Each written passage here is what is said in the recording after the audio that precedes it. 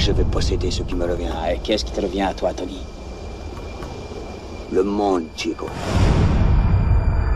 Et tout ce qu'il y a dedans.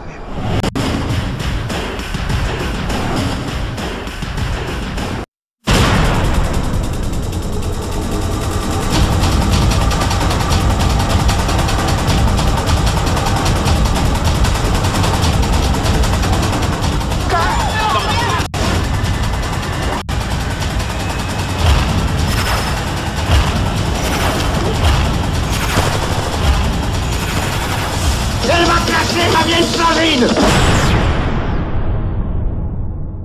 Salut à tous, c'est Mister Cinémascope. On se retrouve aujourd'hui comme d'habitude pour une nouvelle critique.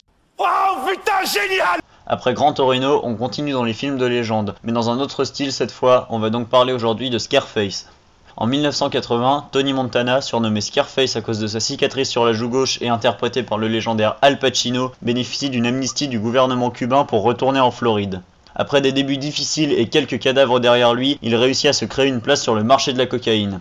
Pour replacer ce film dans son contexte, à l'époque où il débute, en 1976, Fidel Castro prend le poste de président cubain. L'île devient donc un état communiste. Tony Montana, personnage fictif bien sûr, est anti-Castro, c'est pourquoi il quitte Cuba pour les États-Unis.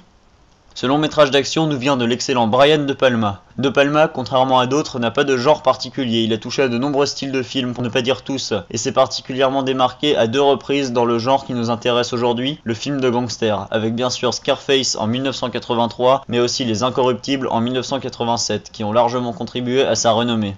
En 1983 donc, il modernise le film de gangster. Avec Scarface, fini l'immigré italien qui magouille en famille dans la peau de qui s'était d'ailleurs glissé Al Pacino pour la légendaire saga Le Parrain. Ici, De Palma se synchronise avec son époque et crée le personnage d'un gangster hispanique très innovateur dans le cinéma des débuts des années 80. Pour le casting, on retrouve donc Al Pacino, qui étonne dans ce rôle de baron de la drogue et qui réalise une performance admirable alors qu'il n'en a pas la carrure physique. On peut aussi voir Michelle Pfeiffer, qui joue le rôle d'une femme de gangster délaissée qui sombre peu à peu dans la drogue. Depuis Scarface, ce rôle a été repris de nombreuses fois, notamment dans Casino avec Robert De Niro, mais aussi dans Blow avec Johnny Depp. Le reste des acteurs est moins connu, mais on peut trouver Steven Bauer et Farid Murray Abraham, que l'on peut d'ailleurs voir à l'affiche de Amadeus de Milos Forman un an plus tard, et bien d'autres comédiens qui réalisent tous une très bonne performance. Dans la première partie du long métrage, on voit Tony Montana comme un petit émigré qui, dans sa misère, a soif de gloire et d'argent et qui va donc tout faire pour percer d'une manière ou d'une autre. Alors que dans la deuxième partie, on voit un Al Pacino sûr de lui et déterminé dans la peau d'un personnage qui est arrivé à ses fins mais qui en redemande.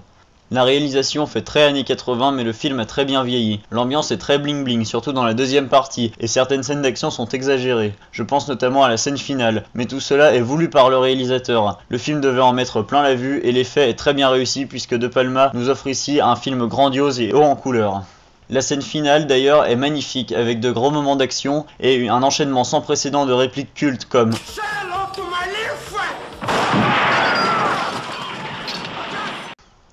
ou encore sincèrement, j'adore cette scène. Je pense que je ne suis pas le seul, et Scarface est de loin mon film culte du moment. Et maintenant, devinez quoi? C'est l'heure de l'anecdote. Est-ce que vous saviez que c'est Oliver Stone qui a écrit le scénario de Scarface alors qu'il était justement dépendant à la cocaïne à cette époque? En conclusion de cette critique, je dirais que Scarface est un véritable chef-d'œuvre sur lequel le temps ne semble pas avoir de prise, à voir et à revoir.